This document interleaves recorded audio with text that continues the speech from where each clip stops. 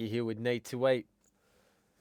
Here's a video that I just want to bring to an attention of anybody who's looking to master a track. Basically, there's a couple of things you want to do before, or you're pre-mastering, that you kind of want to get right before you start mastering a track. So I thought I'd just do this quick video. It's a tip tutorial.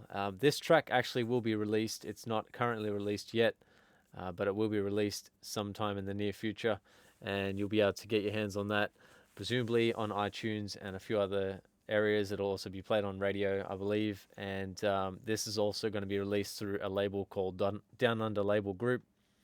So I'll just play a little bit of the track. Don't want to give away too much because, of course, obvious reasons. So I just want to show basically what I do pre-mastering and the kind of things that you want to look out for. Basically, there are a couple of things. Obviously, you'd want to have the levels and everything correct on your track, which in this particular track, they're pretty much on point. There's not a whole lot that needs to be really done.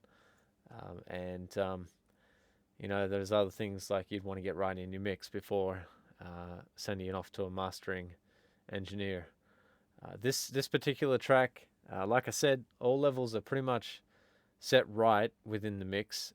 There's only one thing that happened within the actual mix that I noticed when I first got it and opened it up, and that's this little gauge here that I've got down, which I'll just open and show you. So this is a VU meter. Pretty much tells you the loudness of your track, and most consoles use one of these, and you'll also find these in the digital audio workstation or workspace. So pretty much what I've got here is set to the scale of -18 or 18 dB, which is a good scale to use, especially when you pre-mix things into your audio, or DAW, I should say. So I normally have that set at -18, so I know I've got enough headroom when I do my own mixes.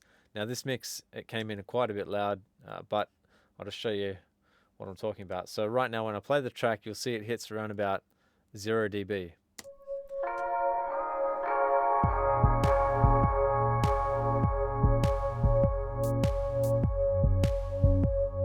Okay, so it's pretty close to 0 dB.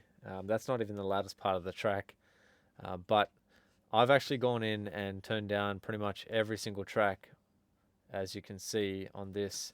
Now, all of my levels here are set to 0 unity right across the mixer here, as you can see where my mouse is moving across, so I'll just click on that. Now you can see this is where they all set. Now, I haven't really adjusted any of these because there's no necessity to do that, but there is a track here where I have adjusted it on every single track, so I've controlled all. And in Studio 1.3, which is what I'm using right now to do this track in, you can actually adjust the input volume, which is like as if you're going to get the fader on your input. Say, for example, if you're recording vocals, your input on that microphone, you're turning the gain down. I'm pretty much doing this on these actual tracks. So what I've done, you can see the wave file slowly gets smaller and smaller as I reduce the volume there almost to nothing. So pretty much what I'm looking for when I pre-mastering, I'm not looking for the track to be completely loud like that, because that's definitely not going to be something you can do a whole lot with. Now, if you see anything that looks similar to this, you can see all the wave files like along here, they're all squashed. There's really not a whole lot that can be done with that. So if you want to have something that's feasible to do mastering with, you kind of want to have a bit of headroom to clear your master fader there. And if you drag these all the way down to, say, I think it gets -19, -19, something around there, you can see there's a bit of clear definition in the wave file there, and you can see that it's not squashed. Now that's kind of what you're looking for when you're doing a mastering of a track, because headroom is pretty much, it doesn't have to be a whole lot of headroom, but at least probably a minimum that you'd want to leave yourself is about -3 dB. So I'll show you what I'm talking about when I play this. I'll just try and find the loud part. Okay, so if you look at the master fader right here, it's getting close to -9, and that's with me turning the volume all the way down to -19.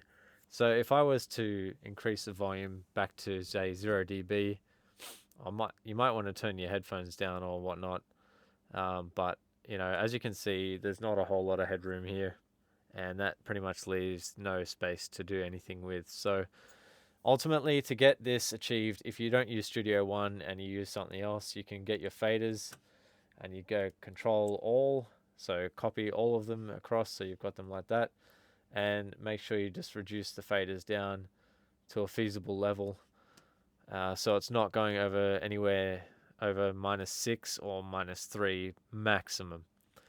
So as long as you do that, if it gets to -3, that's okay. But if it goes to 0 dB is somewhere where you can't really do a whole lot with, because it's already at unity gain. So not unity gain, but it's already maxed out at the maximum volume that this can actually handle. So if you understand the bit depth and all that sort of stuff when mixing, you'll kind of understand what I'm talking about. But if you don't, all you need to know is to make sure this is set to your 0 unity, which is on this, it's actually set to +10, because when you're getting to -12, that's actually 0 dB on a analog or otherwise normal console there. So just as long as you get that, we're all right to go. So I just thought I'd do this quick tip video just to show you how I go about mastering songs and how most people would prepare to do a master if they're going to send it to a mastering engineer or whatnot.